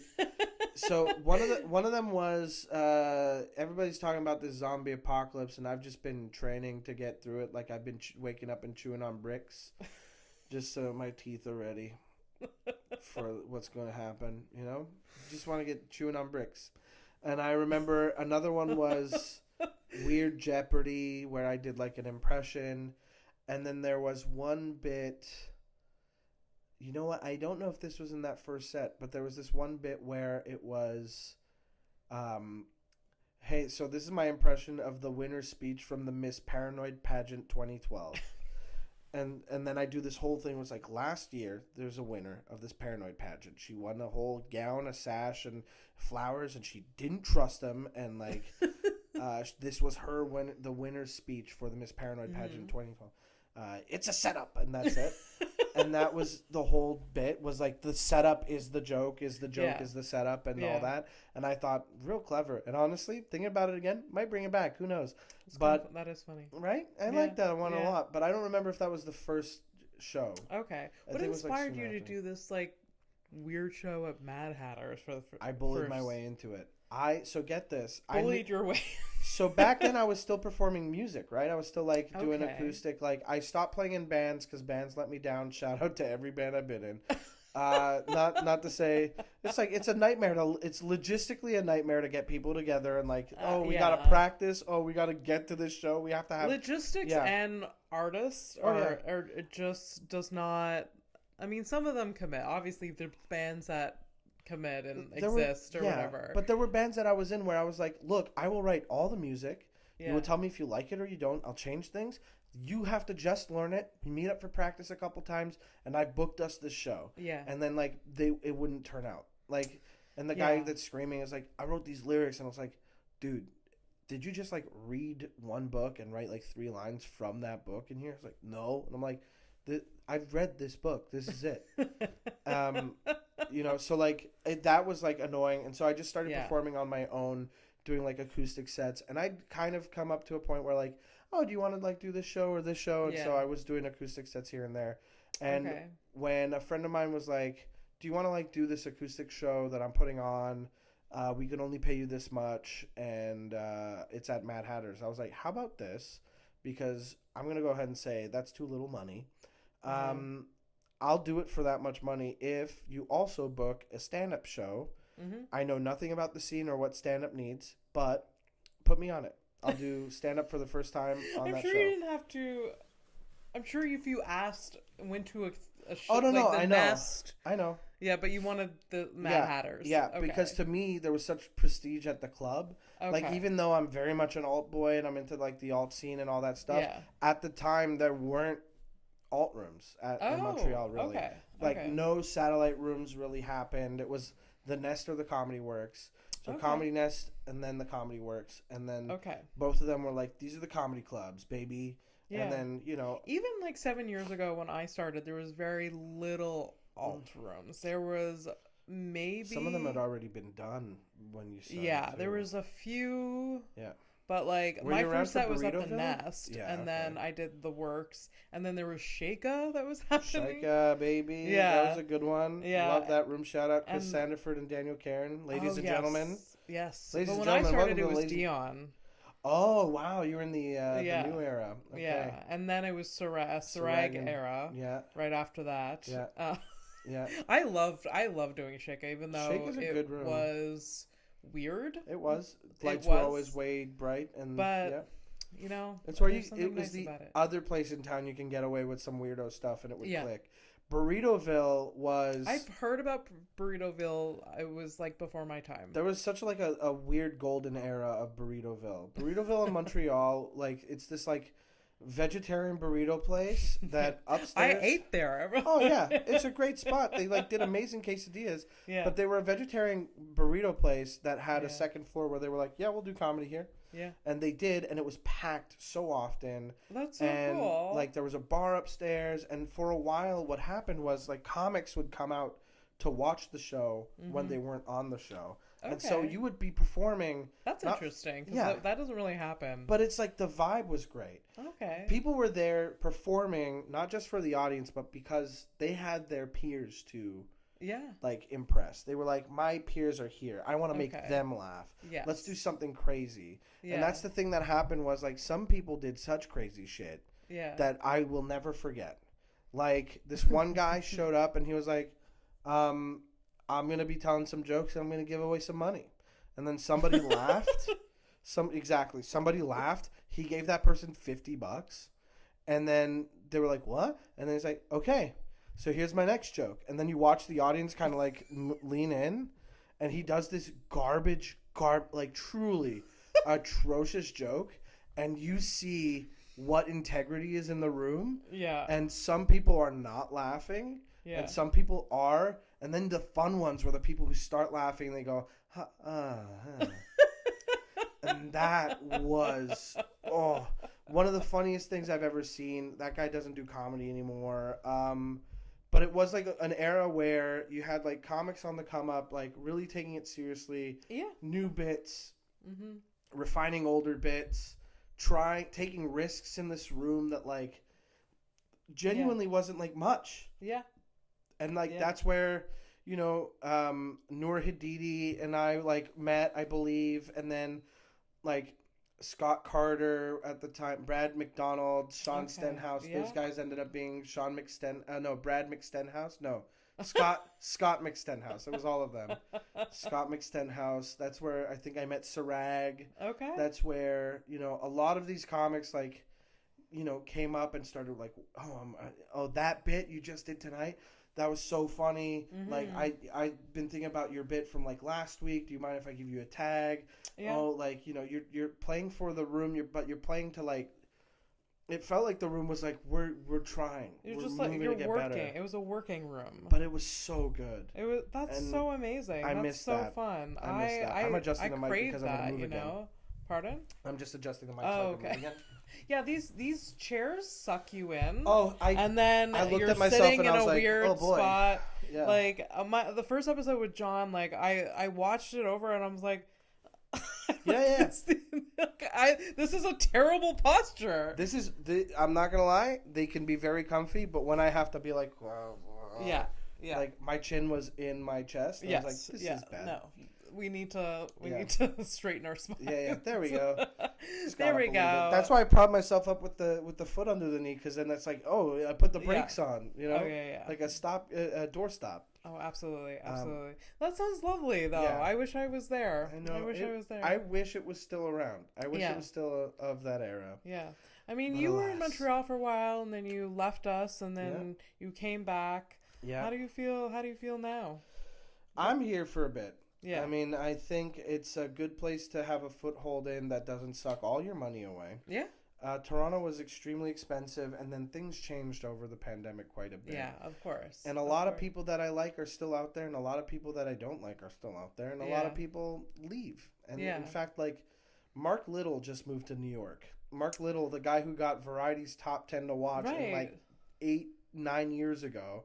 And was like, no, I'm staying in Toronto and I'm making cartoons and making a living out here, and I could do whatever I want and have this visa, and I've done Conan and, you know, he's been able to do all this stuff, and like, he's like, no, I'm going to stay in Toronto. It rips and I can make a career here. And then, you know, meanwhile, like, he just left for the first time ever. Okay. I'm going to get a call. That's really cool. And like, so your goal, you're going to stay here for a bit. Yeah, I don't know. Like, you don't know what you see as the next move? I think the next move is kind of just like using this as a foothold. Like I'm traveling a lot more now because of it, and Montreal scene. Well, we know that I'm not at every show. That's as bold as I'm gonna be about that. But I am on at the Nest enough. I have friends that come through and we do shows with them. Yeah, I feel like with the way stand-up has gone, I find it a little less fun than I used to find it. So I've been a little less involved in it, and also been more into my podcasts or like my magic writing, or you know, doing having like being with my girlfriend, having that life, you know, like. But I am still very much like the grind set is gone. Okay. Because it used to be like, if I don't have this many sets in a week, then I'm not doing the thing. It's like, no, the grind looks different for everyone. That's what I have concluded over the years, is that you like, yes, there's something about going up 6 times a week.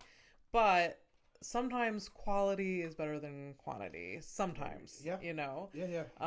And you also need to, like, you got to look at your whole life altogether. Like, what are you, and evaluate what are you most passionate about? What do you want to put more energy into right now?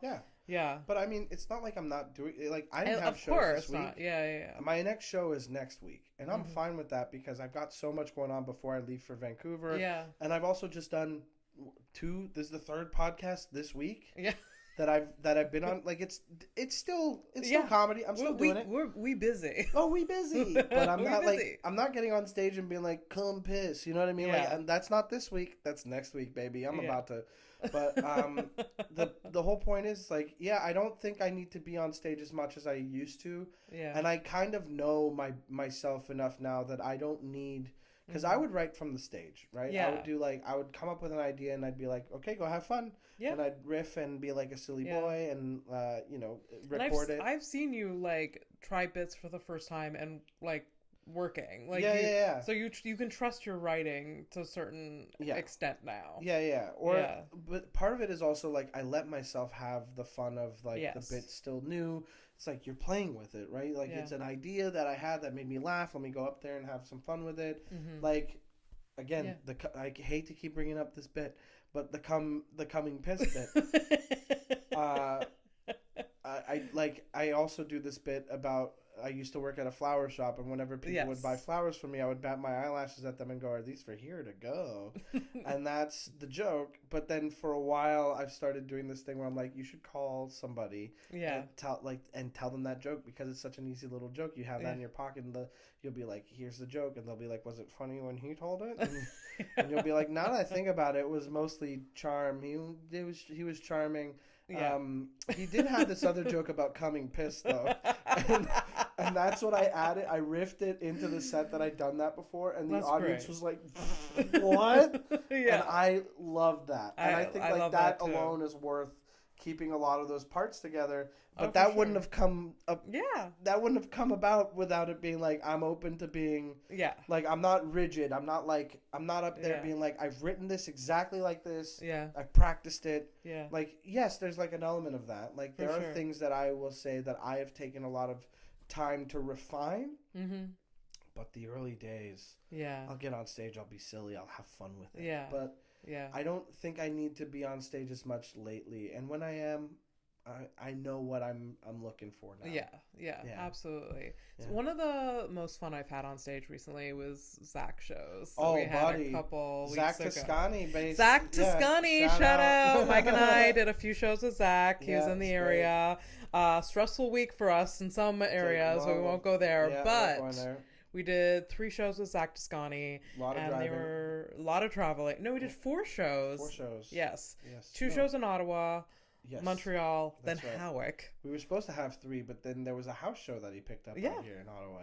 Yeah, the house show was really cool. That was my favorite one. Yeah, absolutely. Yeah, absolutely. We were all on board with everything already. Yeah. And we could do as much time as we wanted. Oh, yeah. Yeah. Yeah, great. Zach is such like a, just a delight. I don't know how else to describe him. He's very sweet. Just he's very funny. Yeah. Yeah. He's very refreshing. Yeah. Just to be around. Yeah. Like, I didn't know what to expect. Well, he stayed with us for the days that he was in town, and when he left, Andrina was like, I think I miss Zach. Zach's energy was like, he's there. He's doing his own thing. He's just chill. He's a very quiet guy. Okay. And so we were both working in the office, and Zach would be on on his bed, or he'd be at his computer doing something. But we were all kind of being productive and doing our own thing. Yeah. And then sometimes I'd be like, hey, you want to be a little dipshit right now? And be like, hell yeah. And we'd joke around about something. Yeah. And, it would be a good time. And then, but we'd get back to working in our own thing. Yeah. And his vibe was very much he's good. He's a good presence. That's good. That was nice. I did worry about putting him on as a guest, in your home. There's some people that I would not be able to do that with. But you find out. I mean, I would have, if it got to that point, it would have been he can come here for the rest of the whatever. But we didn't have that problem. Yeah. But so good, so funny. Look him up. Yeah. If you're Zach Toscani. Zach Toscani. ZAK. Toscani, like Toscani. Yes, I've written it so many times in the past little while. Yeah, those shows were great. It was so fun. Yeah, it was so. What was your thoughts about Howick? Howick people. I thought Howick was very nice and very fun. Yeah. But I was wary about doing any sort of, because that is a show where I was more interested in the people there than in doing my jokes. Yes. I wanted to talk to them so badly, and like here I am being like, fuck crowd work, fuck these comics who don't have jokes when they're on stage, or like treat it like an artistic pursuit. No, I am the artiste. And then I get there and somebody mentions like goat meats, and I'm like, could you go ahead and explain that for the city boy up on stage, please? That was the place for it. Yes, but for then sure. Zach got to do that, which was great and fun. It was. I can't believe that was so much fun. Yeah, and everybody was so nice and like very sweet. I did like 4 bird jokes about pigeons, and somebody after the show was like, "You got to do more pigeon jokes." And I was like, I'll tell you what, out here in the streets, I'm the guy with the most of them right now. Yes, okay? you are. Like, you are. I think I'm batting above average on pigeon jokes. I don't need this kind of pressure. I love how they were so opinionated about that. Like, you gotta do more pigeon jokes. I love the pigeon stuff. You gotta do more. I was like, okay. I've got... There's 3 or 4 of them in there right now. I love that. I do have another one coming though. I love a pigeon. I know you love pigeons too. We don't want to go down that. They're perfectly stupid. They're so good. Yeah. They're so good. We don't have to go down that. We don't have to go down that road. I have a pigeon joke about this like neighborhood. Yes. Yeah. A pigeon was trying to land, but it was a day where it was particularly windy, so it couldn't land. It got like caught up in a gust again. I've never seen that before. And then it locked eyes with me as if I was responsible. So these are the stories where people go overboard and be like, pigeons are fake. Pigeons aren't real. Oh my God. No, they're real. These guys they're for sure real. They're for sure real. They're little dumb rats in the sky. Oh yeah. And they're like, this pigeon was trying to land, and it just like got blown back up by the wind, and it like its eyes opened, and it caught me. It was like help me, and I'm like, what? I can't do it. I can't help you. What am I supposed to? And I was laughing so hard, like it was so. I would laugh too.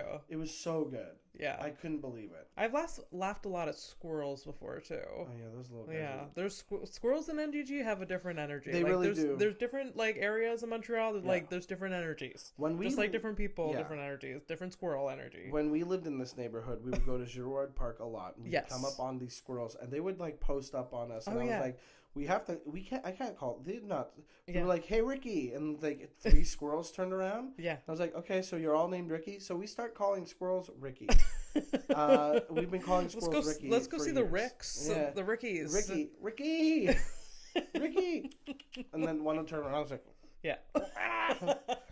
Just like I love Sarah Silverman's jokes about squirrels being like little crackheads.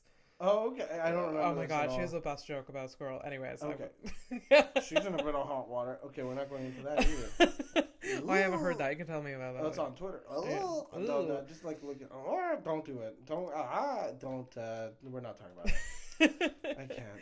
So you've probably performed with most of the big name comedians. A lot of them. I performed with a bunch, but I wouldn't say like. Do you have like a favorite experience?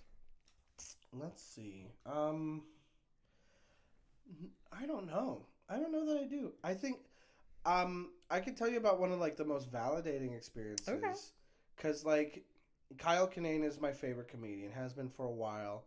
And he's very good. Yeah. I love him a lot. So funny. And I think so Kinane is he's my favorite comic, and I met him at Just for Laughs when I wasn't on the festival yet. Okay. And I went to see his show every night it was on. Mm-hmm. But one night, and knowing me, I brought a spare shirt to change out of in case I got... Sweaty? No, I got a hot dog and I got mustard on it.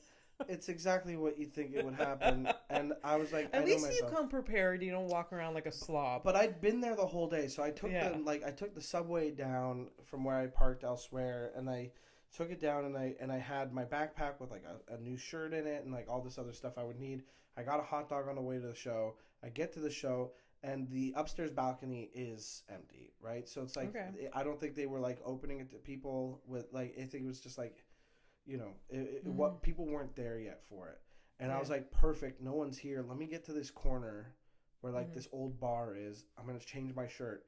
And while I'm changing my shirt, it's like in direct sight of where the green room opens up to. So like the green room at this place was just like a curtain above the stage, honestly. It was, Catacombs was an experience. Oh, yeah. And so the green room opens, and guess who locks eyes with me shirtless is Kyle Kinane. Yeah. And he goes, and he goes back into the green room. And I'm like, oh, fuck, Was this like... This was like in shape Kyle Kinane or before like I mean, I mean this he's always been, but he's slimmer now, I find. Anyways, it doesn't matter. But he's always been around that, but like when he had to cut back on drinking, it helped a little bit, but he's always been like I don't think of him as a portly guy at all or ever been. But anyway, Kinane did see me shirtless at the show as somebody who he had not. Oh, it was understanding the opposite, that you walked in on Kyle Kinane shirtless. He walked in on you, okay? No. He walked out of his green room where I'm on this balcony just changing out of a shirt. I'm a guy attending his show. That's really funny. And I was like, that's actually really funny. I had just met him like the night before or something, being like, you're one of my favorite comedian. I can't believe I'm going to see you this week. Yeah. And so like that happened. I was like, fuck, okay. And so over the course of like the next festival or like over the course of the rest of the festival, I'm hanging out with him. I meet people. It's great.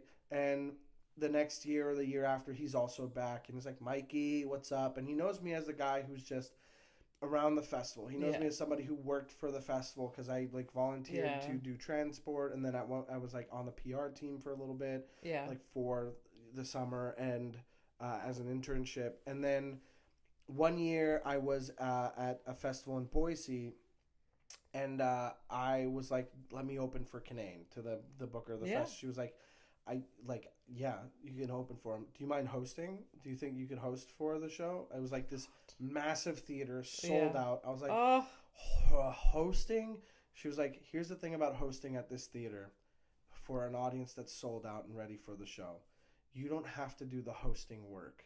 Yeah. You just do your bits. Yeah. And he's going to say something like, these are all my friends. Yeah. And so I was like, fine, I'm into it. And on that show, I forget who the first act was, but it was Atsuko Katsuka was also on it.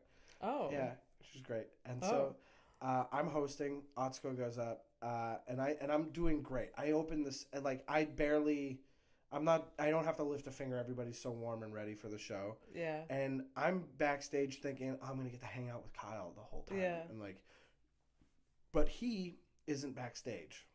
No. Okay. So it's time to bring him up, and I bring him up, and he comes in from the audience, and he gives me a big hug, and he's like, I got to see that little notebook of yours, buddy. That was so funny. Oh. Because I did that bit about the Spider Diary. Yeah. And he, like, after the show, he talked to me. He's like, I knew that you were a comic. I never, that was fucking good. Like, so we really got to talk about it, and he was like, what do we need to do to get you down here more often and all that stuff? And it just felt really good to, like, talk to him on, like, on that amazing level. And so over the years, like, whenever we've crossed paths, he's like, oh, yeah, get him on this show with me. Or, like, if he can. Because at Just for Laughs this summer, he was doing his new hours, so he didn't have any openers. But he was like, I'd ask for you, but I can't. They're not letting me go over a little His bit. hour was amazing. I watched so it. good. It was so good. I remember telling him I pointed out something to him, and I was like, I like the ending. It's like, it's kind of like, you're doing this bit kind of like your mom is. And he's like, oh my fuck, you just broke this thing wide open. Are you kidding me? I was like, what do you mean? It wasn't intentional? He's like, no, and I've been worried about that bit because I thought it was insulting to my mom, but I'm basically saying I'm like my mom. Yeah. And I love, you told me this story before, and I thought it was like I watched that hour and was like, that's intentional. Like, you don't have to you don't have to say it. Yeah. And I was like, that's I felt and he just didn't even know. He didn't notice. Like, unaware. Like, do you want a producer credit on this thing? Or like, I was like, don't tempt me. Yes, but also like, it was right there. It's like, you'll notice it when you watch yourself again. He was like, I've been doing this hour for like months, and it's just never, not even a little bit clicked. And I was so ready to take out that joke. That's really funny. And I was like, I love that joke, but my mom is mad about it. And so he's like, he's closing the hour with a line that I like said to him to explain what I thought the bit was. Mm-hmm. And that got a nice like big pop and applause break.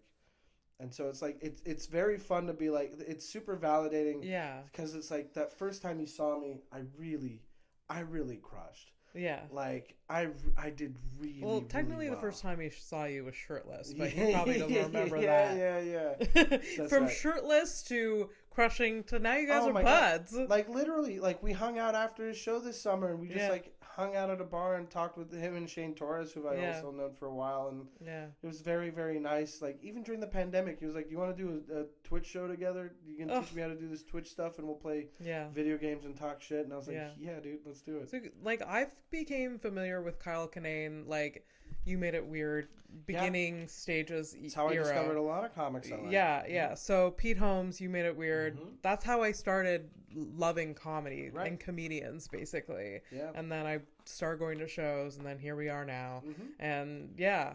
So that's where I learned about Kinane. Yeah, Kinane. Yeah. Kinane, and Nate Bargatze, Ron Funches, Ian Carmel, Hampton Yunt. So many. Renee Gaudier. Yeah. Mike Bridenstine. Mm-hmm. A bunch of the Chicago crew. Yeah.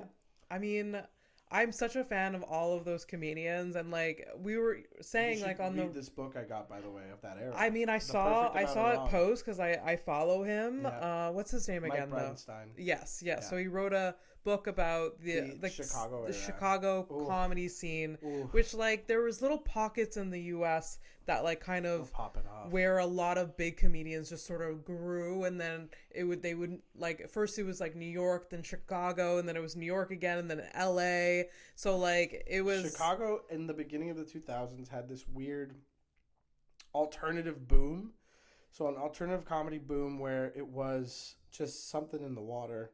Yeah. And it was the perfect incubator city because it led to people moving to LA or New York, and then everybody, like almost everybody from that scene just ended up going on to being like huge. Like either famous or like so working big. And stuff. Yeah. And doing well. Like, you know, Hannibal Buress was part of that. Yeah. Like Aziz was tangentially also part of it. Yeah. Like I think Aziz, I believe so.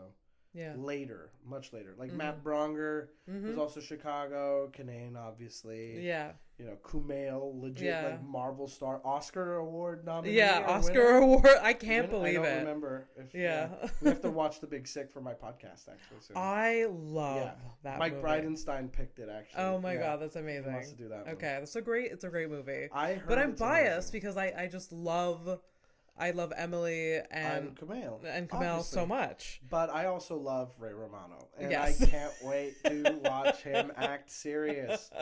Ray Romano is so good. Yeah. It's a good movie. I love comedy so much. We love comedy a lot. Yeah. And so like the Chicago scene and then like that era of comedians, that's where I fell in love with comedy and comedians. And we were talking like on the way to Ottawa one of the times that like some of the newer comedians I feel like haven't embraced those comedians, and it's kind of a shame. It feels like we're getting old because we're saying kids these days. Yeah, you know? It does. But yeah, I mean, like I feel like there's less of a. I do feel like there's less of a like, hey, these guys are funny, or like, and it's more like these guys are like. These guys are doing well everywhere. They're huge on TikTok, or like they're big on this. And I'm like, give me one of their bits. Like, I would love, like, there's something to it where you're like, you name a comedian from the era that we're talking about, and I'll be like, okay, this bit of theirs was influential to me because of this. You know? Yeah. Like, oh, Hannibal Buress. Oh, the metal arms bit is insane. Yeah. That's what your father wants for you. Oh my God, are you kidding me? Yeah. The first time I heard that, I had to pull over. Like, you know, Pete Holmes, Impregnated with Wonder, the magic bit. I love that so much. You don't have a magic sound. Magic? Yeah. Magic. I have spent time with comedians where we've just quoted Paul F. Tompkins to each other for like what we thought was 5 minutes. We sat in the car in Ottawa and listened to Peanut Brittle. We did do that. Before going to the house show, we parked the car. You know what? Yeah. The best. The best. So Metal springs encased in vinyl. Sir, you have fooled me twice. Unbelievable. Just one of the best ever to do it, and I'm hearing that he's coming back to it. Oh, if he doesn't, I'm going to end my life. No. He will. What is this? The Swan? Have we been talking forever? We've been talking for so long, Mike, and I don't want to stop. Oh, I get it. We do have to wrap up. Is this a two-parter now? How maybe, long have we been going? Maybe we'll see. I feel like it's nearly 2 hours. Are you for real? It's like 9:07, and Shut up. Yeah. Wow. Okay. Yeah. Well, how do you do the ending on this thing? Well, I always end with 2 questions. Yes. You can answer both or just one. I have an answer for one, and I have no answer for the. Well, I have. Okay. You'll see. So the 2 questions is, what is the hardest thing you've ever been through, and what are you most passionate about? Okay. What's the hardest thing I've ever been through? Pass. Yes. A lot of people pass on that. I don't blame them. I couldn't tell you because honestly, some of the things I'm I've had a pretty charmed life. Yeah. But I thought it would be so funny to come up on here and be like, what's the hardest thing I've ever been through is this one time I choked the life out of a man's eyes, and the hardest thing was not blinking because I wanted him to see every, you know what I mean? I thought that would be the way to go. But I also was like, what if I did it too serious? And some people do get serious, but I understand. It hasn't really been that vibe of this episode. No, but I'll say I've gone through some stuff. Oh, of course. But it doesn't. You're a human fucking being. Thank you. I mean, the hardest thing is I've been an overweight guy for my entire life. Yeah. Literally nothing works. That's terrible. It's hard. It's annoying. It's then, I've been through it. Yeah, people will tell you all kinds of things, and then you're like, okay, well, you do it for me then. Because it's not, then you'll see it doesn't work. Yeah. And so but then the other thing is meanwhile, I'm thinking back, what's a thing that I've gone through? It's well, I've been at a party where a Molotov cocktail was thrown. Is that something that it wasn't hard? I felt yeah. And, it was in high school. It was a whole story, not worth telling right now, but you know what I mean? So it's not I've had a fine time. I'm okay. Yes. But, what am I most passionate about? We've been talking about it this whole time. Yeah, comedy. Yeah, comedy and straight up, I think I'm most passionate about comedy. I have such great passion for Magic the Gathering, straight up, great card game. I am in love with creativity and wonder. I think those are the things that I like. But you can tell that it just it just sets a fire in you. Thank you. Yeah. I do think another thing that I'm passionate about is I want people to be kind and happy. Yes. Even though I'm such a confrontational and fiery bitch, I will say, again, coming back to Kinane, he says on Whiskey Icarus, check it out, great special. On Whiskey Icarus, he does this bit about a couple having sex next to him on the plane. Yes, I remember this. Yes. And he says, now look, he goes, now look, I'm not on this earth to be a goalie. As long as you're not hurting anybody, I'm here to either help or get out of the way. And I think that that's such a good way to live your life. And also on the other side of that same coin, it means that if somebody is hurting somebody, it is if you can help. Yeah. That's what it comes down to. So I'm very passionate about speaking up. I'm also very passionate about, if I feel like I'm thinking about you and I think nice things about you, I'm going to let you know. Yeah. I spend days where I'm on Twitter, I'm this band put out a song I can't stop singing to myself last year. Let me message them. It's so easy and nice to make someone's, if you're thinking a nice thought about someone or something, it's so easy to pass on that little bit of joy to them. Oh yeah. And it'll make their day. If I had money, yeah, I would send so many stupid little gifts to friends. Oh yeah, same. I would love to have a bobblehead guy and just like, that's the goal. That's right? The ultimate It'd be goal. So good to have just like, I have a bobblehead guy. Bobblehead guy and bobblehead money. Oh yeah, bobblehead money, where it's at. You ever have like, oh, I'm just going to text my friend I love you. Like, isn't that, hey, just do it. Just do it. Like, it's one of those things where like, whoever isn't receiving it well, they will eventually. Like, I think it means so much more to like understand and know your love. Like, sometimes somebody's going through something tough and you'll reach out and be like, hey, I am here. Yeah. And that's nice to be there for them. But in their day-to-day when like nothing is pressing or nothing is going on, like I love just reaching out to somebody and be like, hey, I thought about you today and it made me happy and I hope you're doing well. I love you, buddy. Anything you need, Absolutely. And it's just, I think that that's a big part of who I am. That's so shout out to Sean Jordan for being the other guy out there doing the same thing. It's true. I don't know Sean Jordan, but I want to know Sean Jordan. Sean and I he's part of All Fantasy Everything.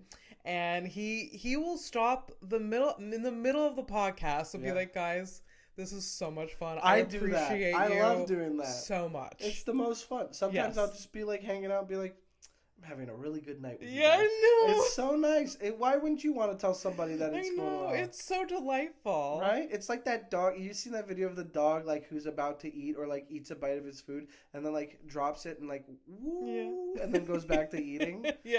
That's how I feel sometimes when I'm like, this is so good. Why aren't we good. Like, I just want to acknowledge like, is this not the best? And it's like, I have a friend of mine who just moved to Montreal from Toronto and I like, miss seeing her in Toronto, or we talk over the pandemic a lot more. Yeah. And she moved to town and we've been hanging out with her a lot more.